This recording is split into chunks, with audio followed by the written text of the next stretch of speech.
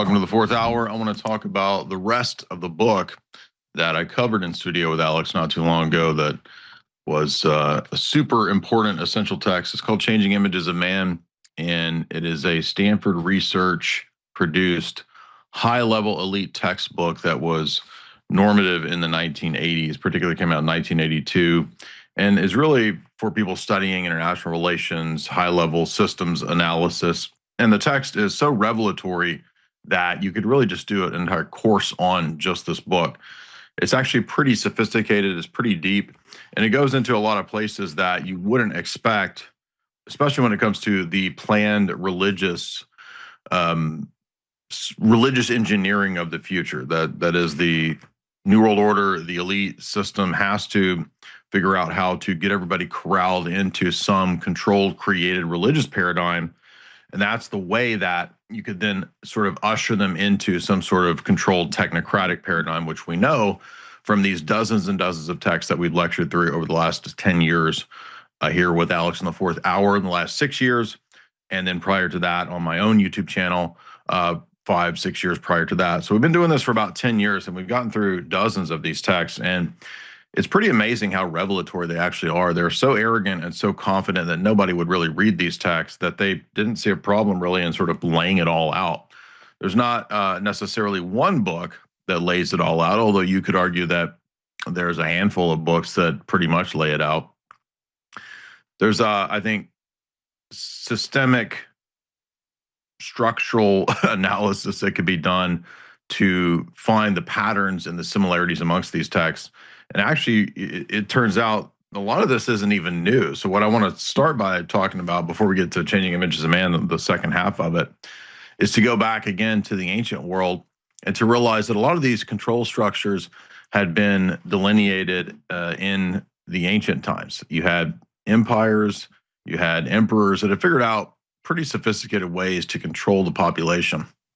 And these techniques and these strategies, the reason that they don't change, the reason that they're still relevant is precisely because humans don't really change. I mean, we have advancements, we have progress in some sense, but human nature doesn't really change, especially after the fall. You can count on humans to kind of act the same way, and thus their behavior is kind of predictable. Not in every single case, but in most cases it's predictable. So I think we have this attitude that everybody in the ancient world was really stupid, and we're so wise and sophisticated because we have microwaves and we have refrigerators. But Plato wrote a book called The Republic many years ago, and in that book he talks about not just the structure of society and how it should be organized with sort of a three-tiered pyramidal kind of structure, but he also talked about in a later book that there would be a council of the night, he called it. And this council of night would be like a kind of private oligarchical intelligence government. So you'd have essentially spies that would meet at night. They would be the real oligarchical control structure for the perfect society or the ideal society. And they would have inside information and they would meet secretly. And really this is because the masses can't grasp and can't understand and can't really participate at that level. For the philosopher king, for example, you had to go study geometry and high-level mathematics up on a mountain for many years, and then you could come back down and you could perhaps rule with some degree of virtue. It's interesting that they thought that the closer you were to mathematics, the closer you were to the ideal, hence you're studying math like on a mountain or something, then you were closer to the transcendent or to the divine. You could then come back and impress the mathematical, the ideal, the organized structure upon reality as the philosopher king, and only if you had cultivated some degree of the control of the passions or the control of the self. So that idea also is connected. I think it's book 4 in the Republic, which talks about, it's either 4 or 6, but it talks about the myth of the ring of Gyges. And it's the story about this magical ring that makes you invisible. And if you had this power, would you use it for vice, or would you have enough self-control that you wouldn't use it, in an to get ill-gotten means or gains or whatever, that you would still act virtuous even if you had this tremendous power? And then it goes on to talk about the noble lie, which is the idea that society needs to be held together, perhaps even with some religious lie or some sort of controlled narrative. And the narrative might be made up by the philosopher king or the council of night or whoever. Regardless, it's a story that's told that keeps people kind of corralled and in line. Though, so the narrative can't fall or else the society might collapse. Well, right now, for example, seeing a war, a collapse in the World War II consensus and the boomer era narratives are all collapsing. And the narrative after that to collapse will be the classical liberal narrative. When that collapses, we will be looking for things like the idea of a Christian state, things like what Byzantium offered when it comes to the notion of symphonia between church and state, the idea that we could somehow battle these other cultures, these religions like Islam, which don't believe in a secular realm, that we're going to fight that with some sort of Enlightenment liberalism is just absurd, especially when we got to the point where Enlightenment liberalism has caved into postmodernism and nihilism, and people aren't having offspring. So if you're not having offspring, you're not going to beat the people that have 8 and 10 kids. Really, only traditional Christian perspectives will have the ability, just on the basis of offspring, to go into the future to actually battle against these ideologies. And we saw this week, for example, a representative out of South Carolina attacking the Orthodox Church because it has tripled in size in a lot of churches. It even made the front page of the Drudge Report today, that people are flocking to the Orthodox Church. Why is this? Well, I've had, by God's grace, some role in this.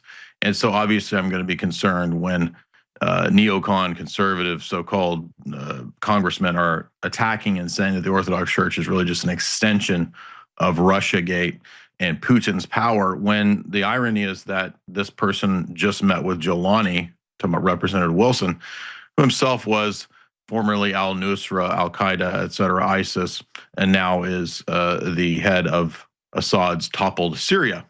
So the hypocrisy is not lost, I think, on the audience. And in fact, it was encouraging to see thousands of people in the comments really giving it back to this guy full force, because it's ridiculous to say that this is the threat, this is the danger, that Russia collusion nonsense is still going on, and it's the fault of the Orthodox Church. When ironically, many of these people who fled Bolshevik and communist Russia were white Russians who came to the West and had the Russian Orthodox Church outside of Russia set up with the aid of the CIA and British intelligence, fleeing from communists. So the idea that they're all somehow KGB, they're all Russian intelligence, is absurd. And what about Saudi Arabia, that's put, according to Max Blumenthal's book, billions of dollars into building mosques throughout the United States in the last 20 years? Where are the senators and the congressmen on that? What about Israeli penetration of our superstructure, of our government? What about Epstein and the relationship to the Mossad and Ehud Barak, which is all now public? Silence on all of that. But no, Russia is using its minority group of the Russian Orthodox Church. And the article was so bad they didn't even know the difference between the Serbian bishop and a Russian Orthodox bishop. They thought they were the same thing. So this is not coming from people who actually, I'm talking about the Hill article, they're not really knowing what they're talking about. Furthermore, Zelensky has persecuted the Orthodox Church brutally in Ukraine. So this idea that that has anything to do with Putin's influence in America is all absurd. It's just neocon propaganda, and everyone has seen the hypocrisy. And at the same time, the Pope made a statement, a couple days ago, about open borders. It's time, because of fake Christian guilt, for you to have open borders in America. And tisk tis on ICE, deporting people. How mean and unchristian that is. And it was so emboldening to see just tens of thousands of comments underneath the Pope's multi-million viewed tweet, everyone giving it back to the globalist climate change open borders Pope. Everyone pointing out the giant Leonine Wall, everyone pointing out that the Vatican, according to even Catholic news sites, had recently upped its restrictions on people coming into Vatican City and migrating there or seeking any kind of asylum there. So no, there's a giant leaning wall. It's a walled-in city-state. The Vatican Bank is the most private secret bank in the world, and the Pope also has, by the way, his own secret service. And yes, they're armed, but he lectures us. He lectures the West on having weapons for self-defense. He believes in disarmament. He believes in open borders. In fact, the documents of Vatican II and Gaudium et Spes teach chain migration, open borders, disarmament, all the things that the Vatican city-state itself does the opposite of. And the great sign of hope here is, just like with Representative Wilson and all the comments calling him out for the hypocrisy here, everyone is calling out the Pope's hypocrisy in the replies. I mean, just again, I scrolled through countless thousands of comments, and I think I saw one or two backing up the nonsense from the Pope, because everyone can see the hypocrisy here. So these infiltrators and subversives that have gotten into these positions, both in church and in state, it's not accidental that they all pretty much have the same end goal philosophy, and it aligns perfectly with what we see in Changing Images of Man, which is to create this future globalist government. And it doesn't matter whether you're a AOC lib or some sort of neocon Representative Wilson, they're all pretty much on the same page at the end of the day, because they are subservient to bigger masters above them who openly want a technocratic global government. And it doesn't matter whether we talk about the atheist Gentile socialist technocrats or whether we talk about rabbinic, Kabbalistic, socialist Zionists. They all have the same end goal. It really doesn't matter. That's why ultimately it's not so much a specific religion as it is people committed to a overall satanic agenda. And it doesn't mean you have to be self-conscious that you're serving Satan. You don't have to commit some blood pact, in Hollywood under an underground base or something like that. Like, you could literally just be serving these designs even if you don't even know it. That's the crazy part, especially when we're Changing Images of Man, because it gets into stuff that was talked about back in Plato's day. In fact, Plato said that, as we noted, there would have to be a lie that would told, a narrative told to hold society together, and the intelligence class, the deep state, according to Plato, they would be in charge of really holding this narrative together and making sure that society kept to this. And sometimes it's necessary to update and tweak the narrative. And so if we go back to Changing Images of Man and this idea of a future religion where we all are sort of collectivized into worshiping Mother Earth, the religion is one of immanence and pantheism. That way, it doesn't really matter what the external dressing is that you have. Maybe you're wearing the costume of being a Christian, a priest. You're wearing the costume of being a yogi. You're wearing the costume of whatever religion. In reality, the higher religion is all the religions in terms of some skeletal system of Neoplatonism, Kabbalism, or perennialism. And all of those things kind of share similarities. It's not identical, but Plato said that in the Timaeus, the whole universe is really structured like a man. It's like a body. And the mind corresponds to the monad, or the one, the God thing, the great mind that manifests itself throughout the universe. And then in some other sense, the universe itself is sort of the body of that man, right? So there's a external, internal, a spiritual, physical domain that exists, and the higher ontological or metaphysical sphere is up there towards the mind, the thought, the rational, etc. And in terms of the universe, you have the plebs, the workers. They're sort of the body. They're sort of the lower caste, and they all serve in this great hierarchy. The super state, the ideal state, and that state is kind of a manifestation of God too. So you'll notice within Platonism, the Republic is literally a kind of theocratic manifestation of the divine. So when we get to Changing Images of Man, they note that for the future religion, it is actually perennialism that will be the crucial key component for how to unify all the diverse, fractured world religions. So we'll have to have a giant ecumenist movement, not just for Christianity, but also for the world religions. They call this paradigm warfare. Traditional Christianity, Changing Images of Man notes, was too exclusivist. It said that there's objective truth, there's an external world, there's an external to you God that's personal. No, it's if you make all of reality God in terms of pantheism, then everything that exists is a manifestation of God. So the Buddhists and their religion, that's just another different manifestation of the one great God being. Remember, all of reality, it may not be the highest plane or dimension, but it's a lower plane of dimension or reality or emanation of God that still manifests God. And who are you as a Christian to say that the Buddhist manifestation of the divine isn't equal to, or perhaps even greater than, your manifestation of the divine? Precisely because Neoplatonism, Platonism, Origenism, etc., are universalist, the universalist paradigms are much more useful than anything to do with a specific God, with a specific claim like Jesus makes in John 14:6 that, I'm the way, the truth, and the life. No one comes to the Father but through me. Rather, man needs to be reintegrated into a holistic collectivist image where there are still castes and there are still hierarchies, and you're going to be blown away at what it actually admits here in a moment in terms of the possibilities of where we're going.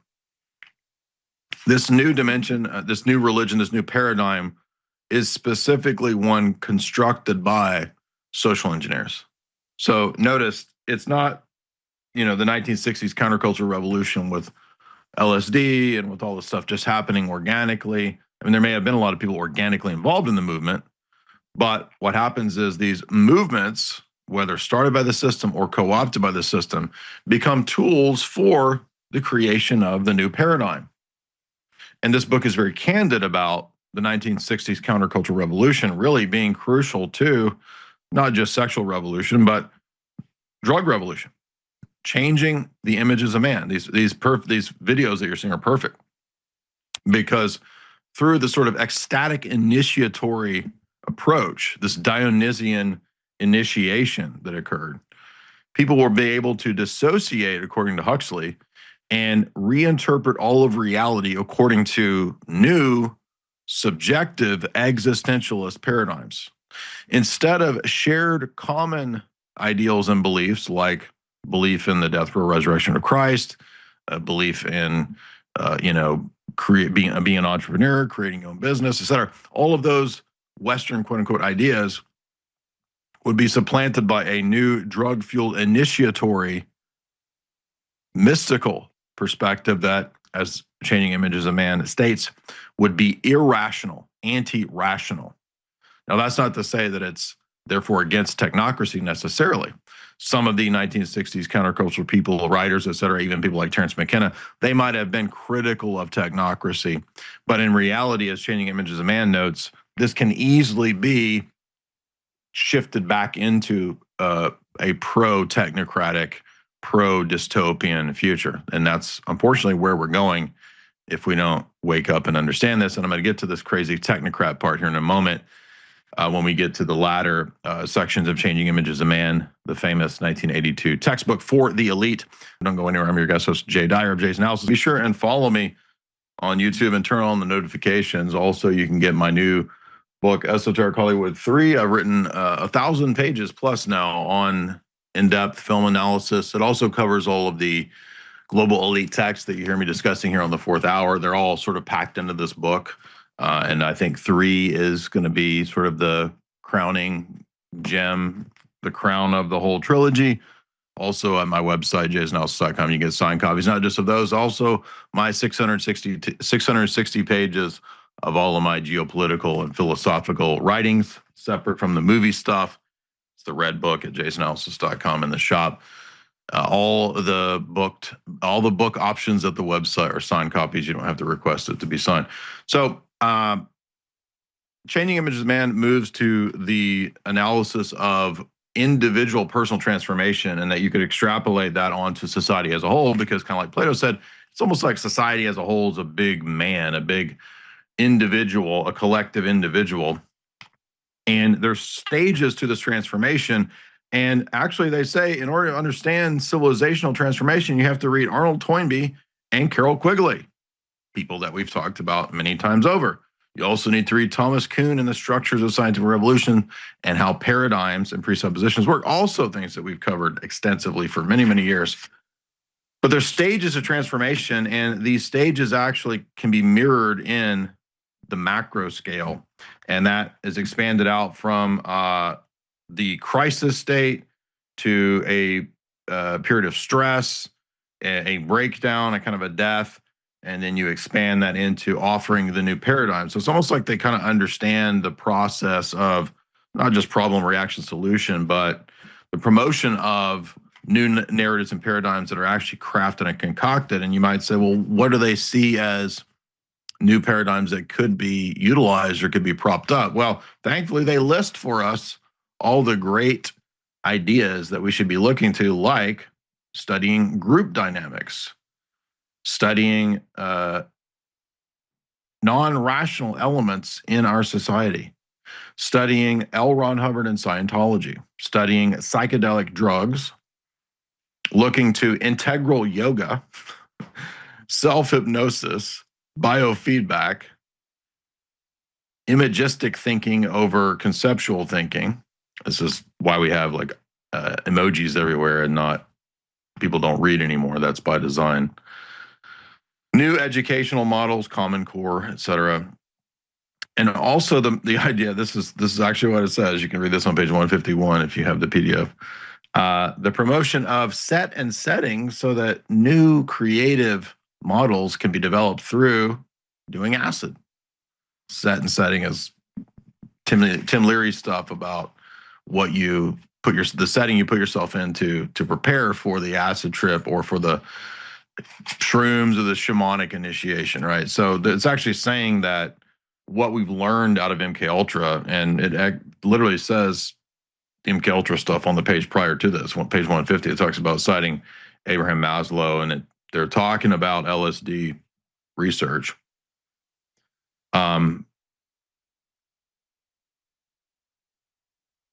That these approaches can lead to significant changes in the individual. So in other words, not just individual psychic transformation and change. That's what the Abraham Maslow quote is about, psychic damage and change. This can then be expanded into the whole society. It's exactly what happened in the 1960s, is that everyone sort of thought they were breaking free from some control system. And perhaps in some ways they were, if they were being, questioning the war, they're anti-war, whatever. But actually they were being given a new narrative, a new story, a new paradigm that was already prepared. And it's a narrative and a paradigm prepared by the establishment. That's what's so important to understand. It's like so many people think they're being anti-establishment, and they're really just in another corralled version of the establishment, an approved, acceptable version of the establishment. And in fact, they cite Joseph Campbell here in the 1960s as saying that the known God will not endure this transformation, talking about the God that the West knows, the Christian God or whatever. Rather, a new God and a new hero and a new mythology will emerge. There will be now 1,000 heroes, and I think this is referring to, the hero with 1,000 faces or whatever, the Joseph Campbell story. They're saying now there's going to be new heroes, new myths, and where will we derive these from? Well, turns out there's similarities between the Bhagavad Gita and the Bible. So why don't we have combined religious texts that sort of blend them all together? We had Noah Yuval Harari, for example, saying that there will be silicon sages that will walk around and they'll be better than any single religious text because they'll have all the religious texts on hand. They'll be able to just sort of spit them out, right? And why not have that AI God as your new God versus, oh, you think everything is just in the Bible? Oh, you follow the Quran? Oh, you just follow one book, bro? I follow all of the books that my silicon sage spits out. So the reason for this, as they note, is that society will not work without a new myth, without a new image, without a new story. And that mythology, they're saying, has to be shaped and crafted by the social engineers, the noble lie of Plato, exactly as we said, right? To create a myth and a story and a narrative that the establishment wants. This new paradigm will emerge from the old, but it will discard all of the elements that don't fit with the new coming technocratic society. It goes on to say that psychic abilities perhaps will be developed. We'll have this sort of new consciousness based around psychic abilities. Movies, cinema, and music will be replaced with the synthetic, it says. This is also sort of Brave New World stuff. And this is where the book gets very bizarre, because it starts to move into it's halfway warning that this might happen, but as a lot of these elite texts do, kind of like with Bertrand Russell, Impact of Science on Society, says, well, we don't want the dystopia, but here's the ways that we could get to a total technocratic dystopia. So it's like halfway a warning, but also halfway saying, but then again, this might just be where we need to go. In order to get to the technocratic society, and they're also kind of just discussing what they think will occur, not necessarily what has to occur.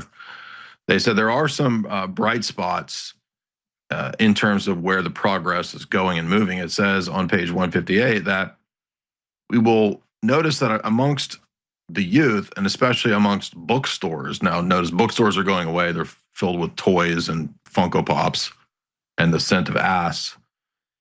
There's no more bookstores, but in the 1980s, bookstores were interested in yoga, health, occult, extrasensory processes, psychic powers, divination, esoteric wisdom. And he says that will tell you that that's where society is going if you just look at the popular books and the popular trends. In fact, it says population growth is on the decline. And this is good because environmental awareness is now growing. New legislation is being considered that might promote holistic views of society. For example, there's a recent bill on national growth policies. We're talking about pushing austerity and pushing the limitation of having children. Now, this didn't ever happen, but they were trying to push this back in the 1980s. Increasing numbers of technical symposia and ad hoc groups are being formed on the basis of survival-motivated transformation. In other words, world order, aka the Club of Rome. So they're citing the Club of Rome as the model, the blueprint, it says, for a future austerity-based, controlled, technocratic society that limits how many children you can have, that reduces population drastically on the basis of saving the environment. In order to get there, they say that we got to move away from ideas of rational-based living your life with critical thinking, and instead moving towards transformational discovery through irrationally based experiences. In other words, the Dionysian shamanic initiation approach. And as you can see here from the Olympics, this is exactly the world that Changing Images of Man envisioned and planned for. Future shocks, as Alvin Toffler talked about, future shock is cited here in the book, as well as other elite texts that we mentioned in the past. But this is where it really gets crazy. And I was even surprised to see this after. This is the next chapter that talks about societal choices and consequences and the new image that they're going to create, right? So what is the new image of man that Changing Images of Man puts forward? Well, it says at the beginning of this chapter, this is kind of ironic that they would admit this. It is not possible to prove one image of humankind is ultimately better or more valid than any other image. Well, now, wait a minute. Then why are you trying to give us a new image of man if you can't prove that it's any better than the other ones? So they're sort of giving the game away when they admit that it's all based on pure subjectivism and relativism. Nothing's actually true. And they begin this chapter by quoting Alvin Toffler and Future Shock. And but wait a minute. If nothing is actually provable or true, then how can you actually say that nothing is provable or true? So there's actually a very fundamental contradiction from the outset of this book. But what would we expect from a book that tells us that we're not going to be functioning on the basis of logic and reasoning, and we're not going to worry about contradicting anymore? We're just going to be initiatory. We're going to accept the contradictions. We are going to create, it says, a polarized dialectic, an idealized polarity, out of which perhaps we will get a future synthesis, it says on page 164. And I was, wait a minute, this sounds familiar. Polarized dialectical synthesis. Where have we heard this before? Oh, that's actually an old alchemical idea. That's actually what we read about in Kabbalah. And if you doubt me on that, the most famous philosopher of this immanence idea that God is just all of reality and process, well, there was a famous philosopher named Hegel who influenced people like Karl Marx very heavily. And it turns out Hegel was a Hermeticist. Hegel and the Hermetic tradition. See that? Well, who influenced Hegel for his process philosophy, and that all reality is just God in motion, in process? Well, this is an academic text, not a conspiracy text. Professor Glenn McGee states, this is citing Hegel, God is God only insofar as he has knowledge of himself. His self-knowledge is self-consciousness in man and man's knowledge of God. All of these are self-knowledge in God. So God is man and is knowledge and is all process, basically.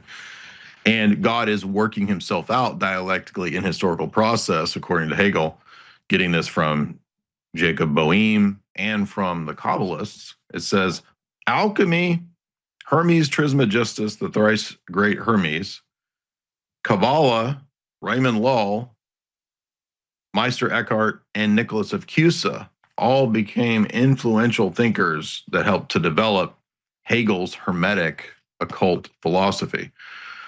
But again, it's also out of, as we said, the Kabbalah. One of the elements of the Kabbalah is not just, the tree of the Sephiroth or whatever, which is actually just borrowed from Neoplatonism.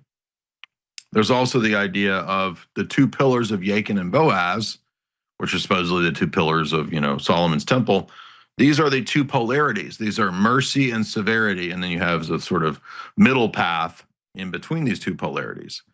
But people don't think about this Kabbalistic idea as also something that can relate to the control of society. Two-party system, fake left and fake right. Do you want this goblin or that goblin, right? It's another version of this. The French Revolution, which was heavily influenced by Platonism, Platon, and Baruch Spinoza. Spinoza was a pantheist, and Spinoza also would have been aware of these Kabbalistic ideas and his pantheism. And what do we get out of the French Revolution? The fake left-right dialectic of politics, literally. It's no longer about virtue and vice, what's right and what's wrong, what's true and what's false. It's left or right, two sides of a relativistic dialectic. And it has always, even back to that time, been a control system. Do you want liberal revolution or conservative revolution? The American system comes out of the right-wing revolution, the Girondins. They were sitting on the right side of the provisional government in France when the revolutionaries set up a provisional government. The Jacobins sat on the left side of the provisional government, hence right and left. Do you want to be Ben Franklin, Thomas Jefferson, or do you want to be Adam Weishaupt and communists over here on the left? They're both revolutionary forces, and thus all classical liberalism is still part of the liberal ethos, the Enlightenment ethos. It is part of this dialectic. And that's why nothing ever changes as long as we just keep pushing more liberalism, more classical liberalism, more classical liberalism. You need more than just liberalism and negative freedom. You also need a positive worldview and paradigm to ground people in something beyond just GDP, okay? People want and need, even Plato reckoned, even if you believed atheism, even if you believed the Platonic noble lie view, Plato had enough insight into human nature to realize that humans need religious narratives. So the classical liberal narrative doesn't offer that.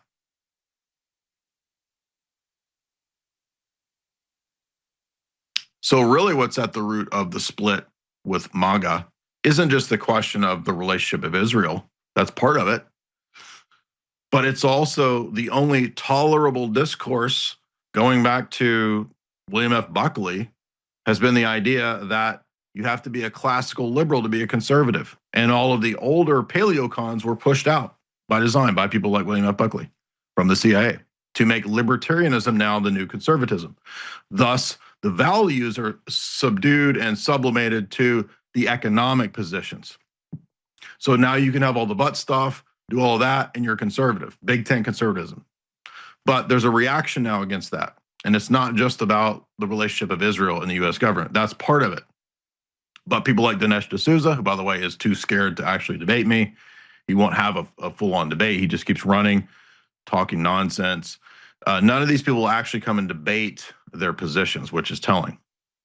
And even when he tries to debate, he gets demolished by Nick Fuentes. So he can't actually do anything to prop up this older boomer classical liberal stuff, which is going away. And that's absolutely tied into the Zionist Christian dispensational stuff. That stuff's dying. That's really what's going on with the MAGA civil war. It's much bigger than the nation state of Israel. And I'm not a Christian nationalist, although I do believe that ultimately in the long run, we could get to the ideas of Christian principles in government.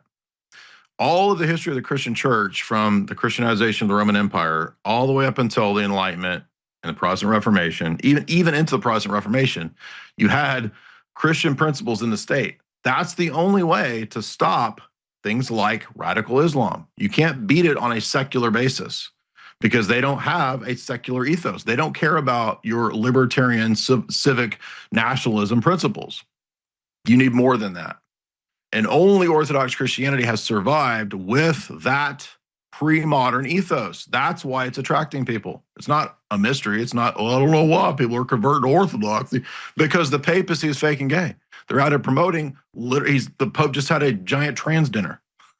So nobody wants that. That's why underneath the Pope's tweets, it's tens of thousands of people calling him out on the hypocrisy. That's why the neocons are saying it's time to go after Orthodox Christians in America, because they're assets of Putin, just a continuation of the Russia collusion nonsense, which already collapsed.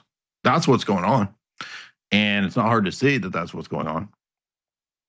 Now, that doesn't mean that we will necessarily get out of this or fix this. Why? Well, there's a deeper, darker plan that I could not believe was in this book. I can't believe they actually say this, how the level of crazy that this gets to. And again, it's almost like they're kind of halfway warning about it, but it's kind of like they're saying, well, you know, we might not get 1984 and we don't want that, but let's go with the Brave New World, you know, happiness, drugs, and sex model over the, 1984 model. How about that? Because we're going to have a dystopia. It's kind of like, look, we're going to have a dystopia. We all know that. Do you want soma and butt stuff, or do you want to be in a cell with Victory Gin and Victory Cigs? Well, you want butt stuff, of course, right? So that's the whole future, is just putting stuff in your butt. That's all there is. Life is nothing but putting things in butts. That's it. That's all that matters. Like wanting seed, right? Before it gets to this really damning admission section, the book says, look, here are some of the principles for the future evolutionary transformational image of man. That's their idea. They call the new image is the, quote, evolutionary transformationalist image of man. That's the new image of man that they're pushing. Okay, what is that? Well, Lockean man, John Locke, is a man in the pre-social condition of the human being that was not mutually hostile, but mutually tolerant. So we need tolerance. Well, that's really a hot take there with wow, tolerance, right? Next, humanistic capitalism.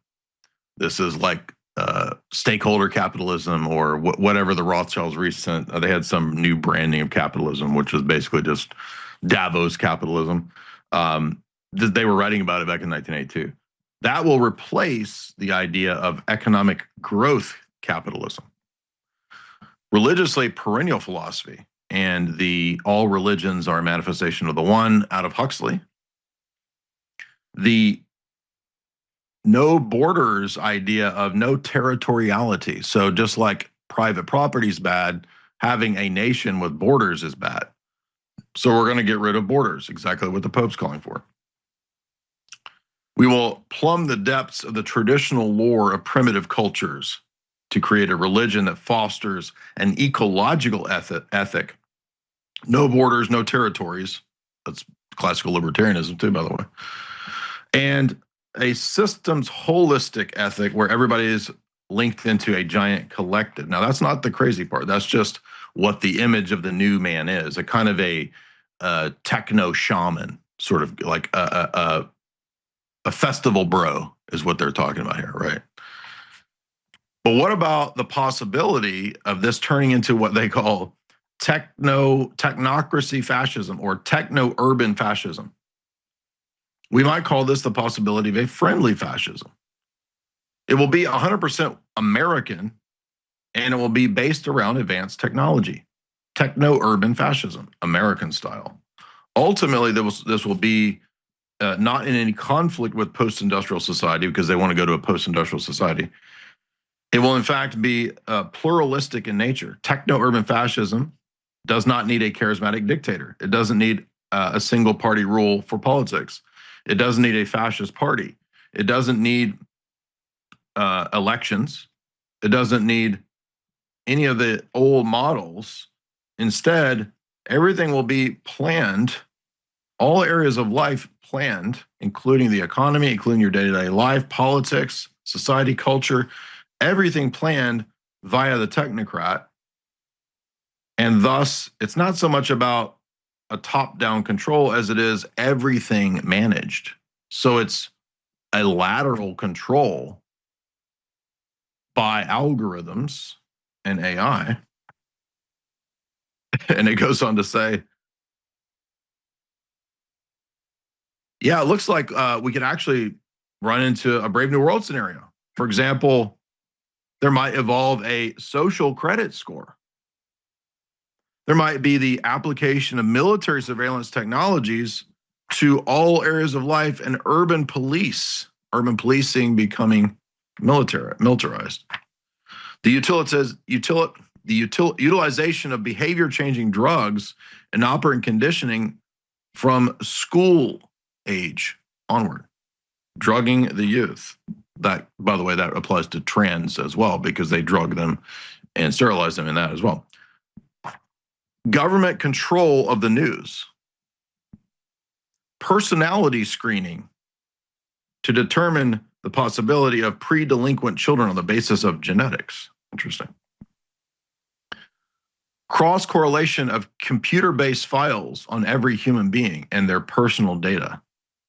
So total tracking and tracing. The introduction and legislation of controlled access to self-initiated alteration of consciousness through the legalization of drugs. So, Brave New World. You get your soma, you get your mind control, you get your technocracy, but you're going to be happy. You'll own nothing, but you'll be happy.